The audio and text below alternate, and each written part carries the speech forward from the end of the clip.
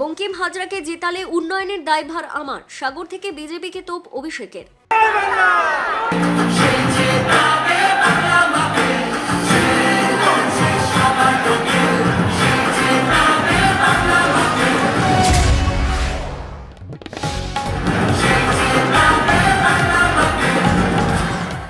আজ সাগরের ছয়ঘেরিতে তৃণমূল প্রার্থী বঙ্কিমচন্দ্র হাজরার সমর্থনে এক বিশাল জনসভা করলেন তৃণমূলের সর্বভারতীয় সাধারণ সম্পাদক অভিষেক বন্দ্যোপাধ্যায়। সভা থেকে একদিকে যেমন তিনি এলাকার উন্নয়নের খতিয়ান তুলে ধরলেন, তেমনই কড়া ভাষায় আক্রমণ শানালেন বিজেপিকে। অভিষেক বন্দ্যোপাধ্যায় জানান, সাগরের মানুষের দীর্ঘদিনের দাবি মেনে 1700 কোটি টাকা ব্যয়ে মুড়িগঙ্গা ব্রিজের কাজ শুরু হয়েছে।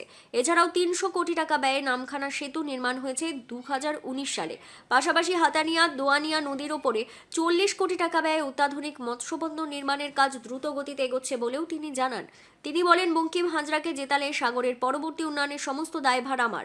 মূল ভূখণ্ড থেকে বিচ্ছিন্ন ঘোড়ামারা দ্বীপের 1200 পরিবারকে ভোটের পর পুনর্বাসন এবং আগামী 5 বছরের মধ্যে ঘরে ঘরে নলবাহিত পানীয় জল পৌঁছে দেওয়ার প্রতিশ্রুতিও দেন তিনি।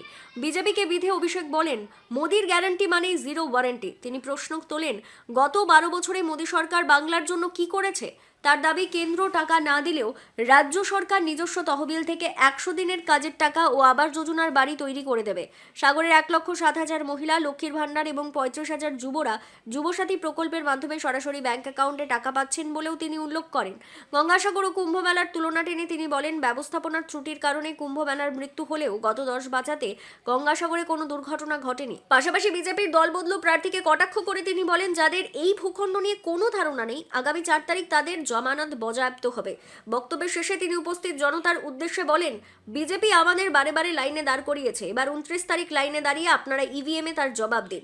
সাগরের মাটি থেকে আশীর্বাদ নিয়ে তিনি তার পরবর্তী গন্তব্য নন্দীগ্রামের উদ্দেশ্যে রওনা দেন। রয়েছে মানুষের সর্বক্ষণের কর্মী এবং দীর্ঘদিন ধরে তিনি দায়িত্বের সাথে একাধিক কর্তব্য পালন করেছেন, দায়িত্ব পালন করেছেন। নতুন করে তার পরিচয়ের কোনো অবকাশ নেই। আমার আগে তার বক্তব্যের মাধ্যমে তার আবেদন আপনাদের সকলের কাছে রেখেছেন।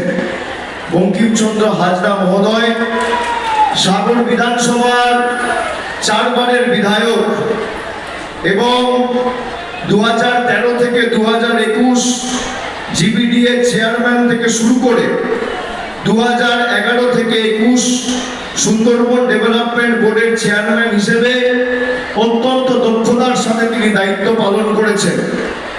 বিচ্ছিন্ন সাগর দ্বীপকে মূল ভূখণ্ডের সাথে যুক্ত করার প্রধান কারিগর বঙ্কিমদা।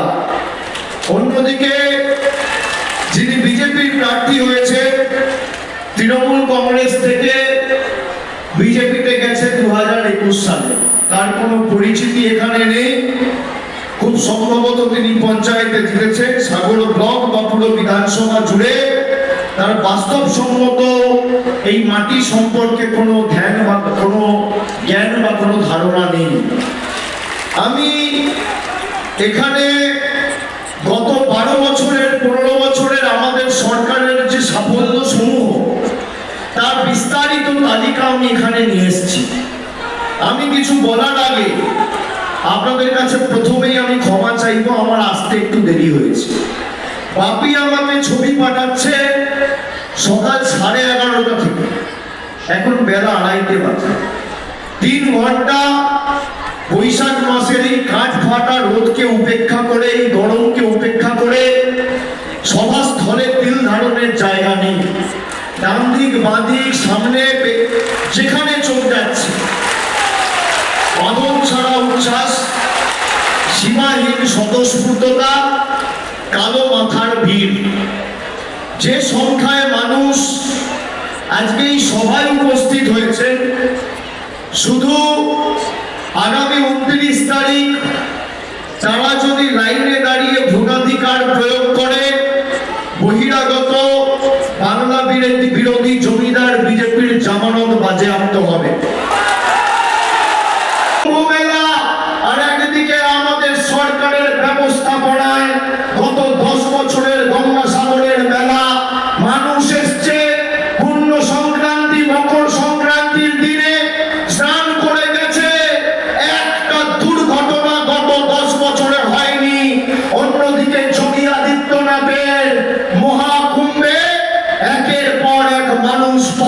পদপৃষ্ট হয়ে অপরিকল্পিতভাবে ব্যবস্থাপনার ত্রুটির কারণে শয়ে শয়ে মানুষ পদপৃষ্ট হয়ে মারা গেছে। এই হচ্ছে তাদের সরকার আর আমাদের সরকারের মধ্যে পার্থক্য। লক্ষ লক্ষ পর্যটক দেশের বিভিন্ন প্রান্ত তো বটেই, বিদেশ থেকেও পর্যটকরা গঙ্গাসাগর মেলায় এসছে।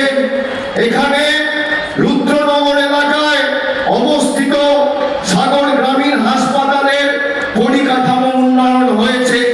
আগে প্রসূতিদের সিজারের জন্য কাকদ্বীপ যেতে হতো, এখন প্রসূতিদের সিজারের ব্যবস্থা এখানে করা হয়েছে।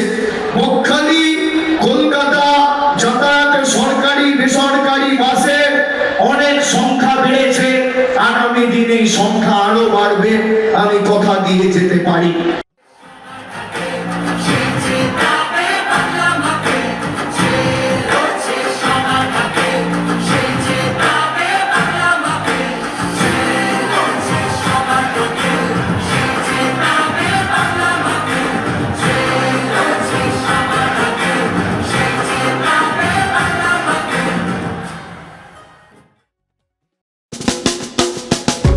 আধুনিক আসবাবপত্রের সঠিক ঠিকানা কিরণময়ী বেডিং স্টোর্স, কাকদ্বীপ, রথতলা। আধুনিক আসবাবপত্রের সঠিক ঠিকানা কিরণময়ী বেডিং স্টোর্স, কাকদ্বীপ, রথতলা।